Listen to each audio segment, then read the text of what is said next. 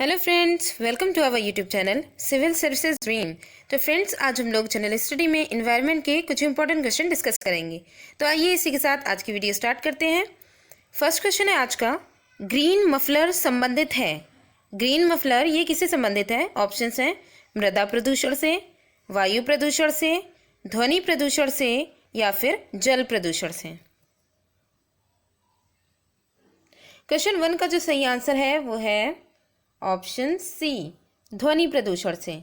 Green muffler ये ध्वनि प्रदूषण की समस्या से लड़ने हेतु एक युक्ति है, ठीक है। और इसके माध्यम से ध्वनि प्रदूषण की तीव्रता को कुछ दूरियों पर वृक्ष लगाकर कम किया जाता है। मेनली ग्रीन मफलर में वृक्ष को लगाए जाते हैं, ठीक है। खासकर सड़कों के किनारे ज़्यादातर लगाए जाते हैं, थोड़ी थोड़ी दूरियों पर, ताकि जो वाहनों या और जिन भी चीज़ों से ध्वनि प्रदूषण हो रहा है उनके बीच में जो है वृक्ष उसको जो है रुकावट कर सके, ठीक है, उसे रोक सके। तो इसलिए जो है ग्रीन मफलर जो है वो ध्वनि प्रदूषण के लिए है। नेक्स्ट क्वेश्चन है क्वेश्चन नंबर 2। क्वेश्चन 2 में है नीरी स्थित है।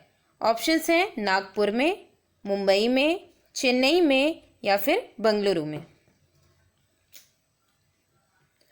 तो क्वेश्चन 2 का जो सही आंसर है वो है ऑप्शन ए, नागपुर। तो पहले हम ये जान लें कि नीरी क्या है। देखिए, नीरी जो है, इससे पहले तो इंग्लिश में ये फुल फॉर्म इसका है नेशनल एनवायरमेंटल, यहाँ पे देख लीजिए, नेशनल एनवायरमेंटल, ठीक है, इंजीनियरिंग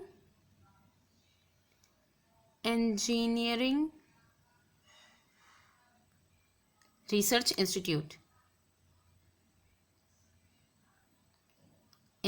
है, ठीक है। तो ये इसका फुल फॉर्म हो जाएगा नीरी का कि national environmental engineering research institute, और हिंदी में से कहा जाता है राष्ट्रीय पर्यावरण इंजीनियरिंग एवं अनुसंधान संस्थान, ठीक है। तो यहाँ पे ये पूछा गया है कि ये स्थित कहाँ है, तो ये नागपुर में स्थित है। और इसकी जो मतलब कि इसकी स्थापना नागपुर में की गई थी। इसका मेन मकसद ये था कि ये अनुसंधान केंद्र पर्यावरण तकनीकों व उनके उपयोग से संबंधित क्रियाओं से जुड़े तथ्यों की जांच करता है। ये मेनली जो पर्यावरण की जो उसमें जो तकनीकें यूज़ की जा रही हैं या उससे संबंधित जो क्रियाकलाप जो उससे जुड़े हुए हैं, ठीक है, इनके जो मेनली तथ्य हैं उनकी जांच यहाँ पे की जाती है। तो पर्यावरण से संबंधित है नीरी भी। नेक्स्ट क्वेश्चन है क्वेश्चन नंबर 3। क्वेश्चन 3 में है निम्नलिखित वर्षों में से कब पर्यावरण संरक्षण अधिनियम पारित हुआ था? ऑप्शंस हैं 1982, 1986, 1990 या फिर 1994। तो क्वेश्चन 3 का जो सही आंसर है वो है ऑप्शन बी, 1986। 1986 में पर्यावरण संरक्षण अधिनियम पारित हुआ था। इस अधिनियम के माध्यम से पर्यावरणीय मानकों के संबंध में विभिन्न विनियमों का निर्माण किया गया। मेनली इसमें क्या किया गया था कि इसमें जो प्रदूषण थे, ठीक है, जो है वायु प्रदूषण और जल प्रदूषण से संबंधित जो भी प्रावधान थे वो इसमें दिए गए थे कि इनको रोका कैसे जाए, पर्यावरण संरक्षण की जो दिशा में प्रगति कैसे हो सके, उसका इसमें प्रावधान दिए गए थे, ठीक है। नेक्स्ट क्वेश्चन है क्वेश्चन नंबर 4। क्वेश्चन 4 में है जैव विघटित प्रदूषक है। ऑप्शंस हैं पारा, प्लास्टिक, वाहित मल या फिर एस्बेस्टॉस। तो क्वेश्चन 4 का जो सही आंसर है वो है ऑप्शन सी, वाहित मल। जैव विघटित प्रदूषक होते क्या हैं? ऐसे प्रदूषक जो सूक्ष्म जीवों जैसे जीवाणु आदि के द्वारा समय के साथ प्रकृति में सरल और हानि रहित तत्वों में विभक्त कर दिए जाते हैं, ठीक है। छोटे मतलब कि छोटे सरल तत्व जो हैं उनमें ये तोड़ दिए जाते हैं। ऐसे पदार्थों को ही जैव विघटित प्रदूषक कहा जाता है। इनके एग्जाम्पल में घरेलू अपशिष्ट, घरेलू जो कचरा वगैरह होता है जैसे सब्जी का छिलका वगैरह, ये सब हो जाएगा, ठीक है। मूत्र हो जाएगा, मल हो जाएगा और वाहित मल आता है। नेक्स्ट क्वेश्चन है क्वेश्चन नंबर 5। क्वेश्चन 5 में है निम्नलिखित में से कौन सही सुमेलित है? तो यहाँ पे देखिए वन्यजीव अभ्यारण्य दिए गए हैं और उनका किस जगह पे है, तो उनका सही सुमेलन कहा गया है। तो इसमें कहा गया है कौन सही सुमेलित है, ठीक है। तो देखिए, तो यहाँ पे पहला है बखीरा वन्यजीव अभ्यारण्य उन्नाव, ओखला वन्यजीव अभ्यारण्य ललितपुर, सांडी वन्यजीव अभ्यारण्य हरदोई, महावीर स्वामी वन्यजीव अभ्यारण्य बस्ती। तो इसमें से कौन सा सही सुमेलित है? क्वेश्चन 5 का जो सही आंसर है वो है ऑप्शन सी, सांडी वन्य जीव अभ्यारण्य जो है ये हरदोई में स्थित है, उत्तर प्रदेश के हरदोई में। ठीक है, तो ये ऑप्शन जो है वो सही है। बाकी यहाँ पे जो दिखाया गया है बखीरा वन्य जीव अभ्यारण्य, ये उन्नाव में नहीं है बल्कि उत्तर प्रदेश के संत कबीर नगर, ठीक है, संत कबीर नगर यहाँ पर स्थित है। कौन सा? बखीरा वन्यजीव अभ्यारण्य। उसके बाद है ओखला वन्यजीव अभ्यारण्य, ये ललितपुर में नहीं है, ये जो है गौतम बुद्ध नगर में है। ये नोएडा के गौतम बुद्ध नगर में है, गौतम बुद्ध नगर। ठीक है, तो ये सेकंड का हो गया। उसके बाद लास्ट महावीर स्वामी वन्यजीव अभ्यारण्य, ये बस्ती में नहीं है बल्कि ये उत्तर प्रदेश के ललितपुर में है। ठीक, ललितपुर में महावीर स्वामी वन्यजीव अभ्यारण्य उत्तर प्रदेश के ललितपुर में है। तो क्वेश्चन 5 का सही आंसर ऑप्शन सी हो जाएगा। नेक्स्ट क्वेश्चन है क्वेश्चन नंबर 6। क्वेश्चन 6 में है निम्नलिखित में से कौन एक द्वितीयक प्रदूषक नहीं है? ऑप्शंस हैं PAN pan, smog, sulphur dioxide या फिर ओजोन। तो क्वेश्चन 6 का जो सही आंसर है वो है option C, sulphur dioxide. Sulphur dioxide द्वितीयक प्रदूषक नहीं है। पहले तो हम ये देख लें कि जो प्रदूषक जो हैं इनमें प्राथमिक और द्वितीयक प्रदूषक होते क्या हैं। तो देखिए कि ऐसे प्रदूषक जो प्रत्यक्षता प्रभाव डालते हैं, डायरेक्ट जो इफेक्ट डालते हैं, उनको प्राथमिक प्रदूषक कहलाते हैं। जैसे कि सल्फर डाइऑक्साइड और नाइट्रोजन डाइऑक्साइड, ये सारी जो गैसेज होती हैं ये डायरेक्ट इफेक्ट डालती हैं। ठीक है, किसी कंपाउंड के फॉर्म में या किसी जो है दूसरे जरिए से ये नहीं वो करती हैं। बाकी यहाँ पे जैसे पैन है, स्मॉग है या फिर ओजोन वगैरह जो दिया गया है, ये सेकेंडरी आते हैं, द्वितीयक प्रदूषक में आते हैं। ठीक है, ये डायरेक्ट इफेक्ट नहीं डालते हैं। नेक्स्ट क्वेश्चन है क्वेश्चन नंबर 7। क्वेश्चन 7 में है निम्नलिखित युग्मों में से कौन सही सुमेलित है? ऑप्शंस हैं पर्वत, सर्वाधिक स्थायी पारिस्थितिक तंत्र, अजैविक अवयव, जीवाणु, हरे पौधे, पारिस्थितिक तंत्र, वर्षा, ग्लोबल वार्मिंग। तो इसमें से कहा गया है कि कौन सही सुमेलित है। तो क्वेश्चन 7 का जो सही आंसर है वो है ऑप्शन सी, हरे पौधे, पारिस्थितिक तंत्र। पारिस्थितिक तंत्र की अगर हम देखें तो मेन जो उत्पादक के रूप में होता है वो हरे पौधे होते हैं। तो ये एक इम्पॉर्टेंट कंपोनेंट है पारिस्थितिक तंत्र का। ठीक है, और जो है पारिस्थितिक तंत्र की जो संकल्पना दी गई थी वो 1935 में AG टॉन्सले द्वारा ये सबसे पहले प्रस्तावित किया गया था। हरे पौधों को यदि पारिस्थितिक तंत्र का आधार कहा जाए तो इसमें कोई भी गलत नहीं होगा। ठीक है, कोई अतिशयोक्ति नहीं, क्योंकि यही बेस है, यहीं से ही स्टार्टिंग होती है।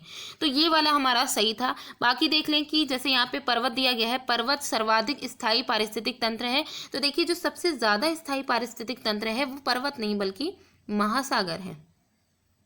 ठीक है, उसके बाद है अजैविक अवयव, जीवाणु।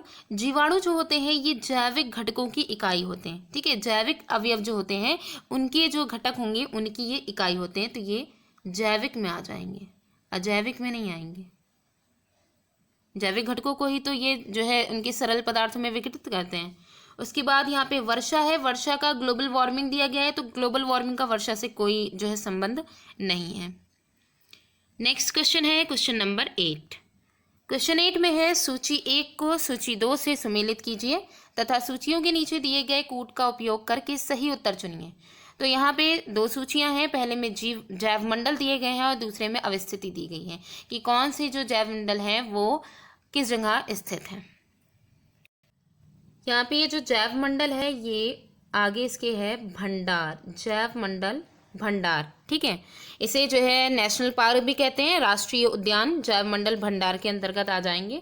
इसमें देखिए नोक्रेक है, मानस है, दिहंग दिबांग है, अगस्त्य मलाई है। ठीक है, और ये कहाँ कहाँ स्थित है? केरल, असम, मेघालय और अरुणाचल प्रदेश। तो यहाँ पे इनकी मैचिंग हमें और मैचिंग करके हमें जो आंसर करना है वो कूट की सहायता से करना है।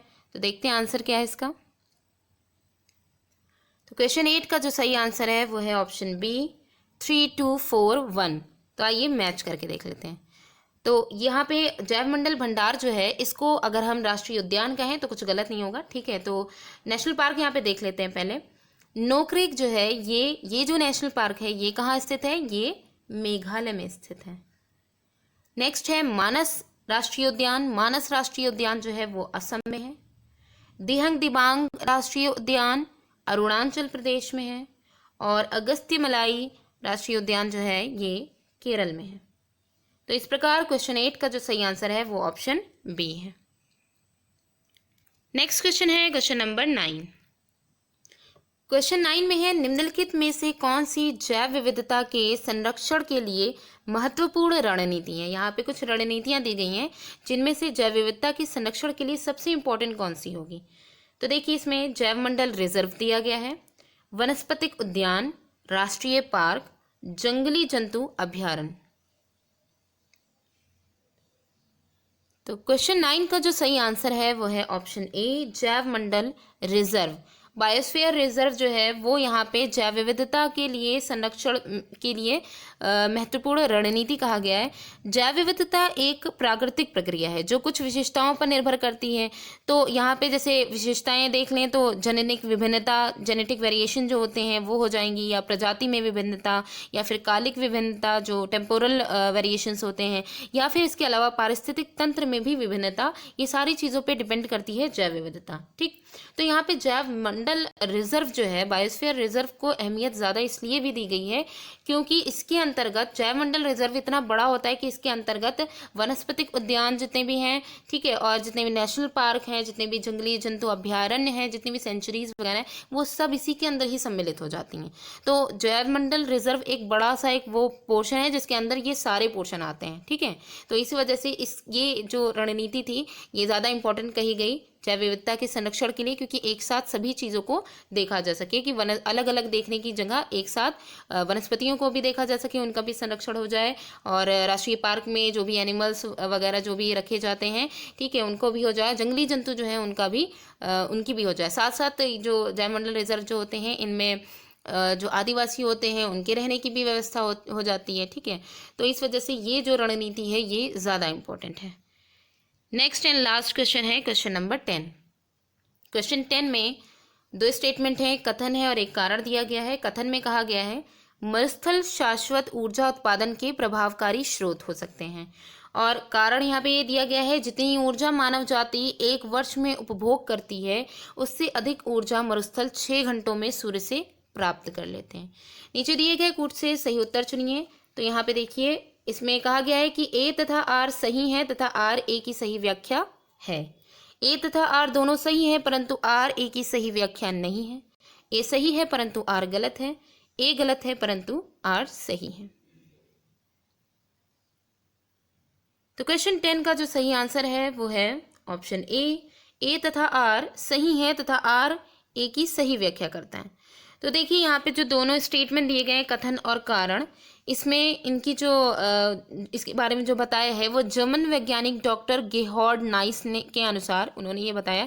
उनके अनुसार ये है कि मानव जाति जितनी ऊर्जा एक वर्ष में उपयोग करती है उससे अधिक ऊर्जा विश्व के जो मरुस्थल हैं वो 6 घंटों में ही प्राप्त कर लेते हैं। ठीक है, तो मरुस्थलों की कंपैरिजन बाकी के जितने भी एरियाज हैं उनकी बात की गई है।